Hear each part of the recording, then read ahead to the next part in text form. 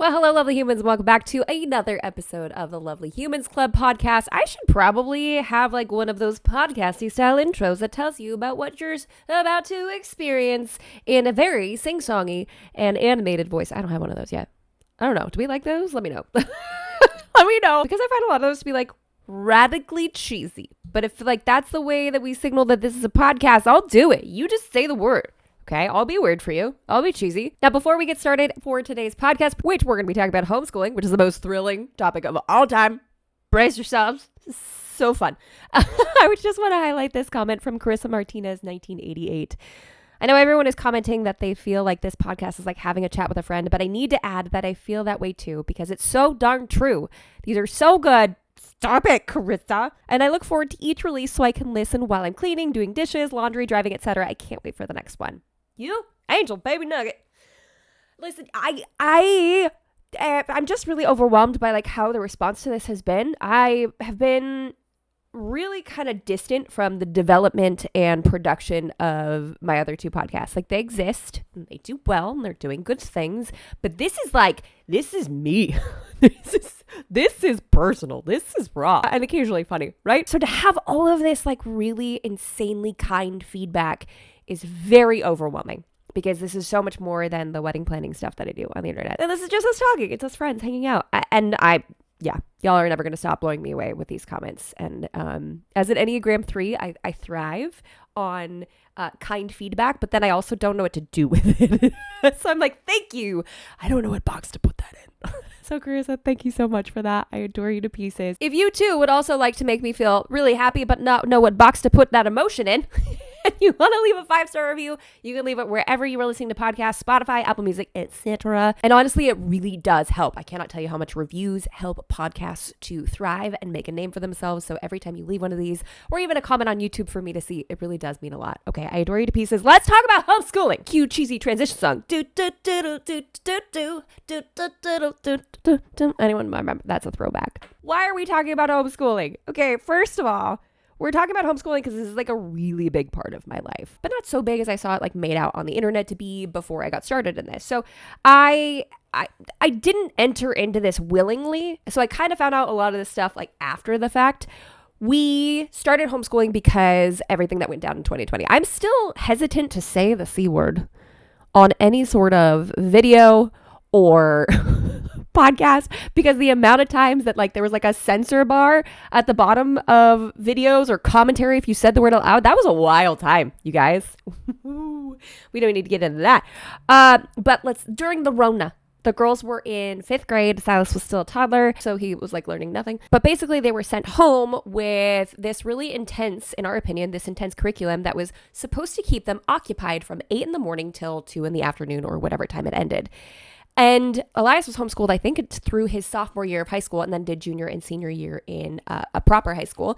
And he was like, this is not homeschooling. Of course, we went through so many other bugs and issues with the school's version of homeschool, with different digital things not working, couldn't really submit things. Also, our kids didn't understand how chats worked, and they would just type whatever, like nonsensical things came into their head. I remember having to like stop Olivia from just having full-on conversations with all of the other students in class because she was so excited that she had unfettered access to just type whatever she wanted. So that was a new social decorum rule that we had to implement there real quick. Like, hey, you can't just blow up the group chat. That's not how this works. I will say that lesson still needs to be learned by some adults. So we're doing this and it's really difficult, and it really honestly at a certain point just starts to feel like busy work. Elias was taking care of most of this because this is, if you followed our story, he lost his job at the very, very end of 2019. So we were like living just on what I was making off the course and off of YouTube for those months before we chose to move out to Texas in July of 2020. So we kind of had this like period of time where he was available to do all of this homeschooling and I could go all in on what I was doing digitally. Well, fast forward, life changes, right? And I ended up taking over homeschooling, and I knew that I didn't have 20 hours a week to dedicate to this. I could, but in order to be able to do that, I would have to sacrifice all of these things that I've been working on for so many years, which one, I don't want to do, and two, I'm not even sure I really need to do. So here I have my background of being brought up in traditional schooling that honestly I really did love. Let's just make this blanket big A disclaimer right at the beginning. This is not to poo-poo on public school. I'm not doing that. I loved my public school career, okay? I loved all the friends. But honestly, the anxiety that I got from doing homework, there's a lot of dishonesty.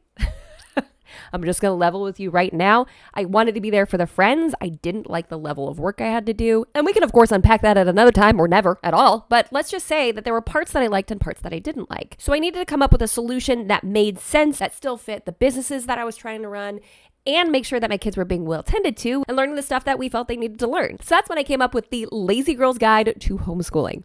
I just made that up. That's kind of basically what this really is. And it sounds kind of glib, right? When it's like, oh, the lazy girl's guide. No, maybe it's just more like the time effective person's guide to homeschooling or the entrepreneur's guide to homeschooling. But really, how do I make sure they learn what they need to learn without spending too much time on it? Which is terribly apropos for my current business read. It's called The 4-Hour Workweek by Timothy Ferriss. I think I'm only like 3 chapters in. I'm loving it. I like to get the Audible version and like listen to it while I scan over the pages and then highlight what I really like. Now, of course, as I'm listening to it, it's at like 2x speed because your girl's a fast talker and a fast reader and a fast listener, apparently. But kind of this attitude of let's be more effective with our time, right? So call it what you want. Lazy girls, entrepreneur girls, effective with time girls guide to homeschooling. So the first thing I knew that we needed to do was to get a pre-done curriculum. I did not want to be the mom on a Sunday night planning out the curriculum for the next school week. It didn't interest me. I didn't have a desire to do that. And not to mention there's a chance that I would miss something that could be integral to what we're teaching. I just knew I wanted like a pre-done for you. I just realized I'm not wearing my wedding or engagement ring. I'm still married, so if you're watching the video version, I just take them off all the time. And I try to remember to put them back on for content. But sometimes it looks like a major life change has happened and it's not. I just forgot to put it back on. Where were we going with this? This is great. So after searching around a little bit, I settled on the curriculum called The Good and the Beautiful, which is a faith-based pre-done curriculum. This will not be for everybody, right? If this is not your faith, you're probably not going to want to buy this kind of curriculum. However, I will say, in my opinion, it feels very subtle. In fact, the person who founded it, Jenny Phillips, is of a different denomination. She is Mormon, and we are non-denominational, although we're attending a Southern Baptist church. It's like basically, yeah. Okay, denominations are interesting. It's whatever, okay? So I was curious to see if there would be any sort of glaring differences between their denominations or our beliefs, because there is, in my opinion, some pretty distinct differences between Mormonism and non-denominational Christianity. Let's just say that. And as there are differences between Catholicism and non-denominational Christianity. Variances, what have you, but sometimes those nuances have an impact. So going over this curriculum, I was like, this is great. This ticked all the boxes that I needed, right? I could trust that they had covered all of the things that I wanted my children to experience and or learn throughout the school year, with a generous mix of creativity and art involved as well. And this is honestly why I love The Good and the Beautiful so much, is because their language arts incorporates not only grammar, spelling, writing, it also incorporates things like art and poetry and even geography in there as well. So it gives more of like an all-encompassing and wholesome approach, and emphasis on the whole, like a wholesome approach to their schooling, which made it, in my opinion, a lot more immersive. And then we're covering a bunch of subjects in one book. Like, I thought that was great. And we also have really loved their math program up until we hit 6th grade for the girls. Yeah, that one was a little bit harder. Now, I did put a little call out for a Q&A over on Instagram, and I'll cover those towards the end of this podcast. But one person specifically was like, how do you teach high school math? And the answer is I don't. We found this incredible, write this down. If you are homeschooling or thinking about homeschooling, write this down. Denison Algebra, Dennison, Denison Algebra. It's this incredibly kind, patient man who has come up with the most incredible way for your kids to learn pre-algebra and above. I love his videos. I love all of the tools that he's put together. And because not only does he have a very calm, well-balanced video where he teaches the kids about the concept in no longer than 15-minute increments, right? So it maintains their focus, but he also has the workbook that you go through and a solutions manual to see how he got there. And the math journey specifically has been a journey, okay? Because it took a couple curriculums for us to get it right. And that's tip number 2. I didn't say tip number 1 for pre-done curriculum, but honestly, like if you are trying to maintain a job, whether it's a work from home job or you're an entrepreneur or you're just trying to manage day-to-day tasks, pre-done curriculum is where it's at, baby. Of course, you can always make adjustments if you want to, but I prefer pre-done. The second tip is to switch up curriculum when it doesn't serve you. I was so bound and determined, and this is a mistake that I made. I was so bound and determined to be like, we're going to finish this, we're going to get through this, that it took us 2 years to finish the 6th grade year of math. Through the Good and the Beautiful, because it just wasn't set up in such a way that the girls could understand really effectively.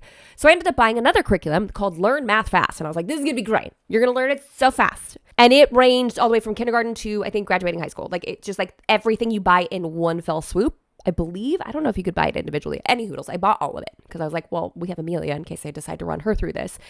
It didn't suit any of my kids. So I bought this whole curriculum being like, learn math fast. It's going to be great. I was personally really offended by the fact that they used Comic Sans as their type font. That is an unimportant aside, but I hate Comic Sans. It is my least favorite font of all time. I don't want to talk about it. So then to return hat in hand back to the interwebs and be like, well, now I got to find another math course or another math curriculum for the girls to do because I failed. No. I didn't fail. Learn Math Fast had fantastic reviews. It just didn't work for my kids. And this is one of the beautiful parts about doing homeschooling is you can find what works for them. And honestly, I'll probably resell that curriculum. Someone else is going to find it and they're going to think it's fantastic. But when we landed on Denison Algebra, when I tell you it had been multiple years of us suffering through math, and then we found this and it was a breath of fresh air. My girls begged for us to get Denison Algebra again this year. So they did pre-algebra last year, which was a lot of covering of what they'd done in middle school already. And now since they're in their freshman year of high school, they are doing algebra. And honestly, we're a handful of days into it and they've already sailed through chapter 1 and they're halfway through chapter 2. Like they looked at chapter 1 and went, I think we're going to take the chapter test to see if we can like pass this effectively and not do the entire thing. And I was like, dude, go for it. Absolutely. The next tip that helped me tremendously is to outsource whenever and wherever possible, whenever I wanted to, whenever we could afford to, or whenever it was better for my kids. So there are 2 resources that we've used for this historically. One, it's a website called outschool.com, O-U-T school.com. This has been a tried and true resource for us for multiple years. The girls got to do a Latin course. Isabella got to do a drawing course. Olivia got to do an acting course, all from the comfort of our own home and engaging with other students online. Now, of course, in a very safe and watched capacity through the teacher, and you can read reviews and see how their classes have done historically before choosing what teacher you want to go with. But I don't know of a single 7th grader that took Latin. And now that has served them tremendously well in English, literature, any sort of language arts schooling moving forward because they can understand the origins of the word and help them to break down words that they don't understand using prefixes and suffixes found in Latin. So that's pretty dang cool. This year we're implementing a new thing and that is a local co-op. Now this is going to end up costing us a pretty penny and we are very privileged to be able to send them off to do this. But there are a couple things that I just need to be practical about. I don't want to teach history. I don't want to do it. I don't want to do science. All these cutesy little homeschool mommies on the internet, and they're like, look at these projects. Or this like interactive kinetic sandboard I put together for my kids. I'm like, I got a video to go record. If y'all could just settle and get your stuff figured out, I'm here if you need me. Now, that makes it sound like I'm consistently abandoning my children, and I'm not. It's totally not the case. I'll walk you through what the homeschool hours will look like for us in just a moment. But honestly, when I compared the two, it just made more sense to outsource some of these things than for me to teach them. Now, The Good and the Beautiful has a fantastic history course and fantastic sciences. But I was always so overambitious and be like, let's buy them, let's do them. And then we kind of just ended up letting those fall to the wayside and only completing like a third, maybe half of them by the time the year was over. So I knew, based on history, that history was not my subject. My next tip is to just make your own hours. There are so many people who are morning people. I am not morning people. As my child recently told someone, it was like, oh yeah, my mom can sleep until 11 sometimes. Listen, that is not frequent, okay? But we're still having a lot of nighttime issues with this baby, and I love her so very much. But if someone comes in and says, I'll take the baby, I will fall back asleep without setting an alarm, okay? And I will just sleep and sleep. I have zero qualms doing that. And I'm also a night owl, so I'll stay up super, super late reading. I'm just exposing myself a lot right now. But I'm not the type who wakes up at 6 a.m. and goes, I'm ready for a brand new day. No, I need like an hour in the morning. I need to sip my coffee. I need to eat my breakfast. I need to chat with my kids about our day. In fact, even today, Isabella was like, I love our mornings. I love that we get to do this. The girls have animal chores. They milk the goats. They take care of all the animals. And milking right now, because we're a little later in the season, probably takes maybe 30 minutes. We've got other things we need to tend to in the mornings. And that's the beauty of homeschooling is you don't have to force yourself to fit into any sort of scheduling or box that you feel like is necessary. For us, we love our slow mornings. We love being intentional. Sometimes I'll even make a big old pot of coffee and let the teenagers have some of it, which, sometimes is not a great choice, but sometimes it's fun. Just sit and bond and sip coffee together as we talk about our day or talk about what we're excited about or maybe what's making us anxious. Because for me, it is more important that I have emotionally well-balanced kids than kids who start work at 6 a.m., which of course is a really extreme example. I'm not saying that other homeschoolers do choose to make that choice, but for us, I'm okay with it. And if that means that we're working until a little bit later in the day, I'm okay with that too. So I wake up, we sit, we hang out for about an hour, and then I'll get started with homeschool with Silas as the girls will start doing either The Good and the Beautiful or Denison Algebra. I specifically prioritize those two subjects over the co-op subjects because while the co-op ones are fantastic, we got history, chemistry, history of the horse. They're also taking a literature class and reading some fantastic reads on that one, and Spanish. Great things to be learning. However, I would rather them get the core 2 done first before moving on to external classes. Plus, honestly, also because they already have the external pressure of those teachers to turn in that homework. This is a new experience for them, or new, they haven't had it in several years, right? Because they left traditional schooling in 5th grade. So I know that they're going to feel beholden to accomplishing those because they have someone they need to turn them into. So I try to make sure that they prioritize the assignments that are due to me. So that way they're done with the stuff that I manage earlier in the day, and then they move on to the things that they self-manage later in the day. So while the girls get started on that, then Silas and I will sit down and I'll let him choose if he wants to do language arts or math first. Again, Good and the Beautiful. We love this program that they have. And I would say if we are doing 20 minutes of reading together, language arts might take us 35, 45 minutes. And math, he absolutely loves. And I would say right now, especially since we're at the beginning of the year, it might be like 15, 20 minutes. So collectively, I may be sitting with him for an hour and 15 minutes. And sometimes I'll offer him a break between those two, especially in the beginning of the year. Right now, his mental capacity for sitting down and getting all this stuff done is pretty low. So I try to be like, okay, let's get one subject done. Then you could break for 20 minutes and then you can come back. And I find that structure, especially right now, is working really, really well. And the weather's really nice outside. So I just be like, go, goodbye. So by the time I'm done with his schoolwork, it's usually time for the baby to go down for her nap. And I go into go mode, right? I check in with the girls. What do you need? How you doing? Everything good? Great. Silas can then go off and have free time. Usually it's screen free time, so he can play outside. He can go hang out with our neighbors that are also homeschooled, which is fantastic. I love that for us and for them. And the girls will typically be switching over to their second and or third subject of the day at that point. That's when I get dressed. That's when I do my makeup. That's when I get ready to do any sort of content for the day. That's when I go dark, right? So the kids, they're all good. They've got things covered. Baby's down for a nap and mama can finally get some work done. Now I will resurface for lunch. We tend to do lunch a little bit later since we get a later start, probably like 1:30, sometimes 2. Again, it's not very rigid, but I do try really hard to make sure that my kids don't like fill up on snacks because occasionally we'll just be like free for all, go get a junk snack, whatever you want, which is goldfish, Doritos, you name it, with all of the bad ingredients in them. See, this is why I'm a medium crunchy, okay? Every once in a while let the kids have something fun. That's totally terrible for them, but don't remind them of that, okay?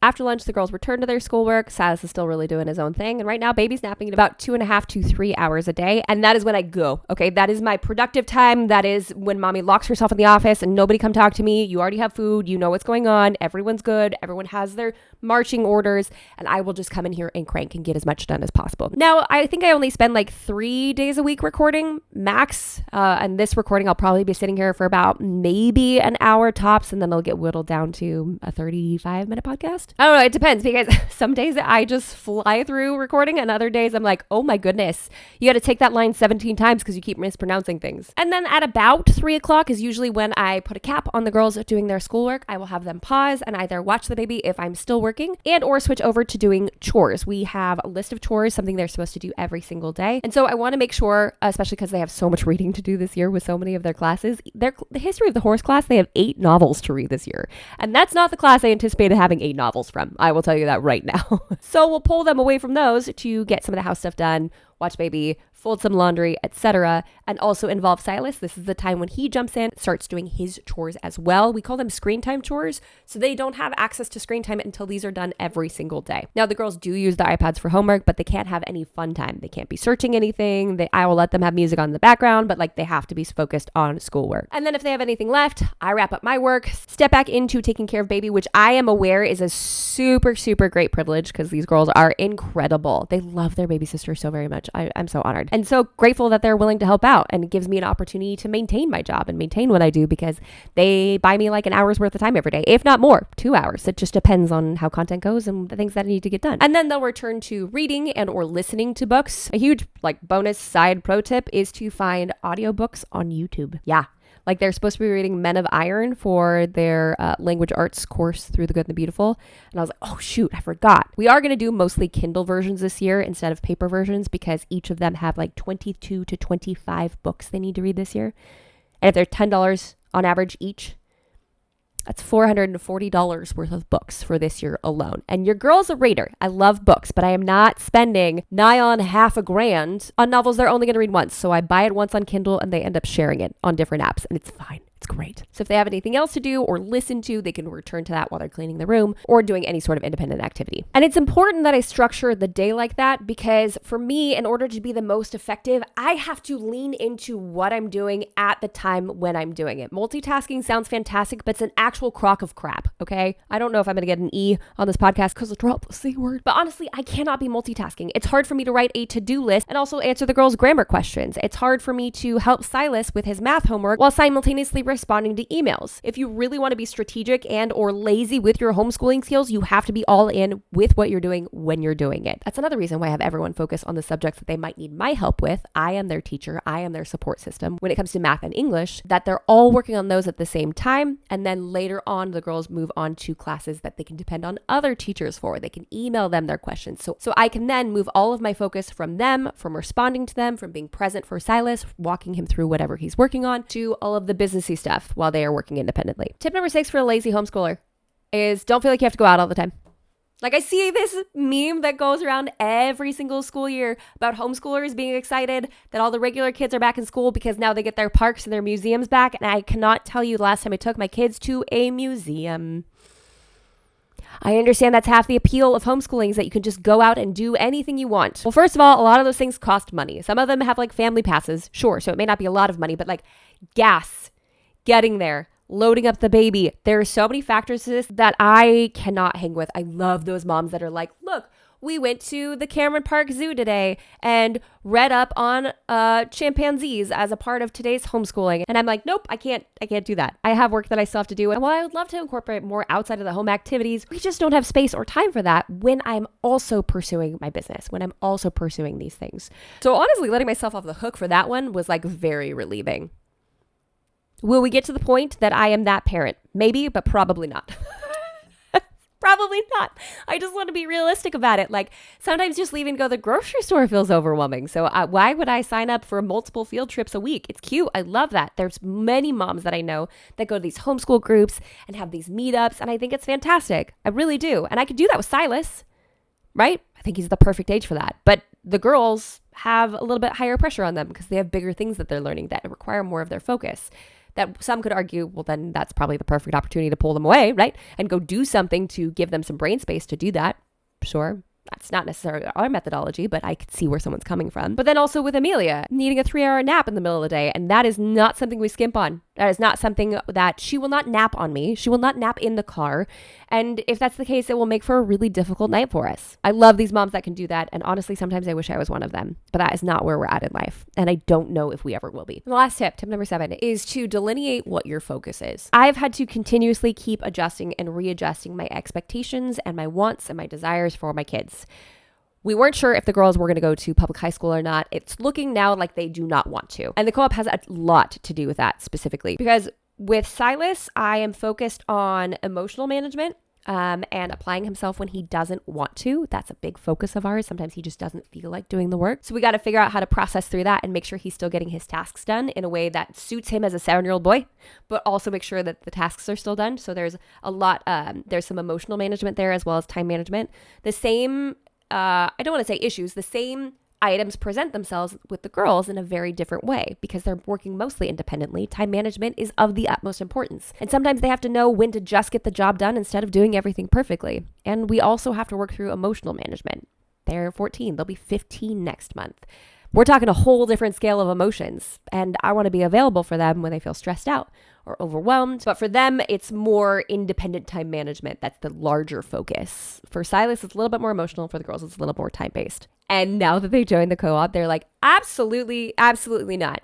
I do not, like, I think Isabella cried 2 or 3 times after co-op because she was just so overwhelmed. And it was one day of 5 classes.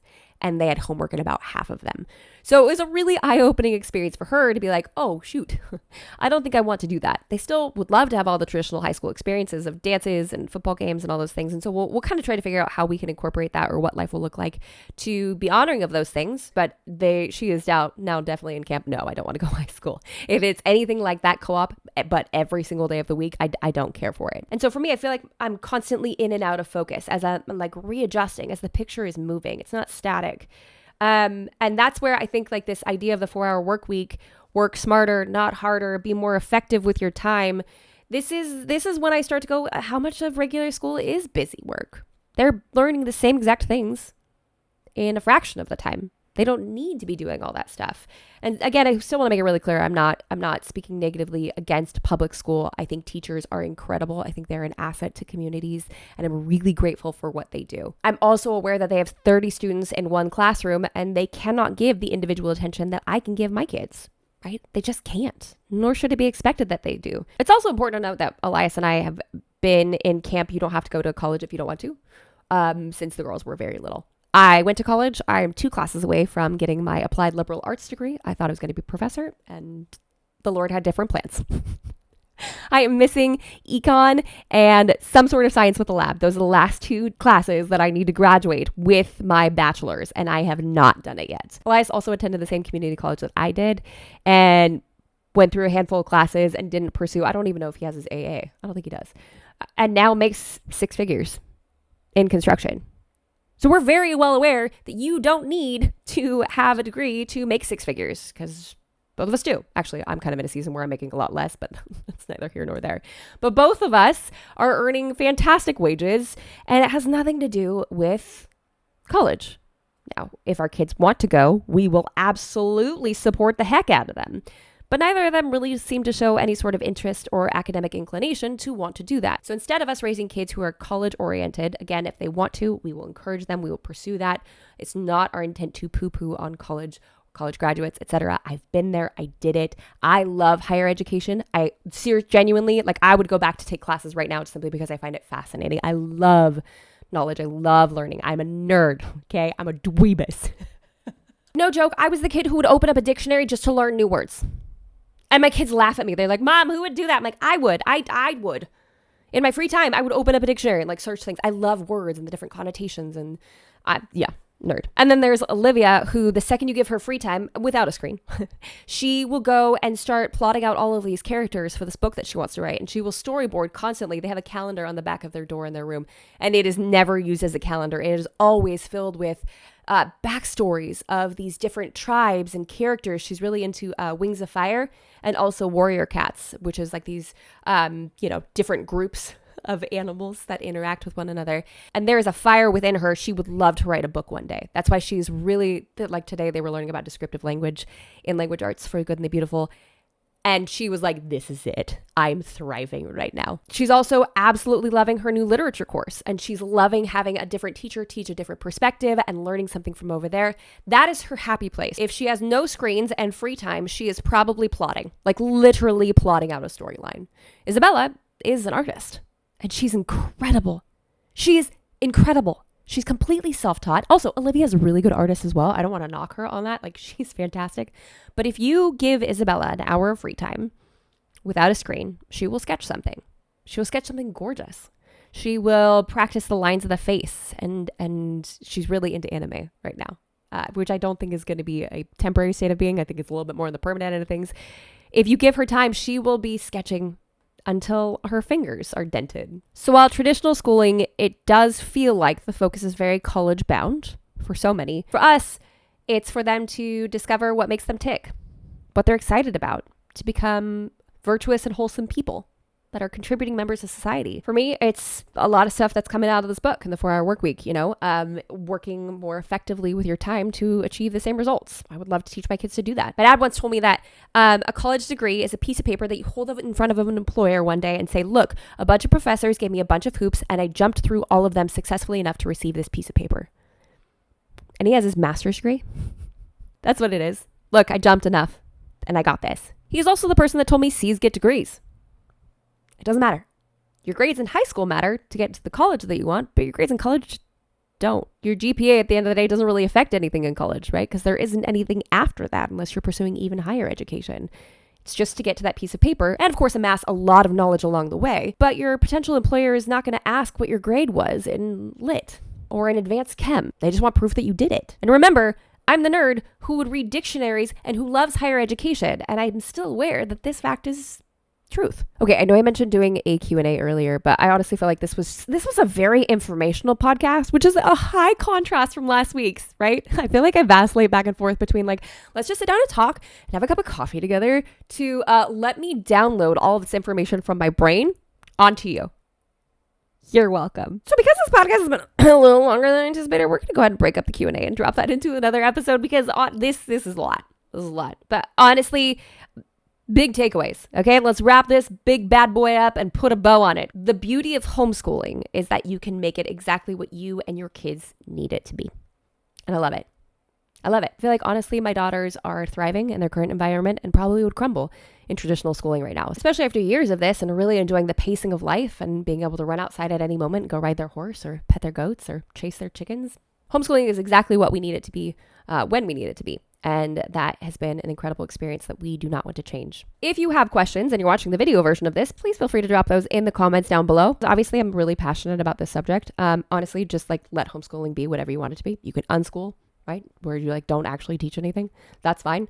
That doesn't really fit me personally. Like I like them learning actual things because I want to see if anything tickles their fancy and they want to pursue that. Well, they won't know if they want to pursue that unless they're exposed to it. So that's kind of our methodology. But I know unschooling works really well for a lot of people. You can do co-ops. You can do part-time charter school. You can do so many different things that suit your family's needs. I love the versatility of it. And I love the ability to be present for my children, to help them to learn time management, but more importantly, to help them learn emotional management, to become wholesome, virtuous, contributing members of society that people delight in being around. And that feels like a really tall order for public school. That's all I have for today's episode, guys. Thank you so much for listening or watching. I adore you. Thanks for letting me unload. I feel like every once in a while, now you're going to see why Jamie likes to give educational podcasts, because I do like learning. I like educating myself. So you're going to get that whether you want it or not. Love you, mean it. Say it back. And until next time, bye, guys.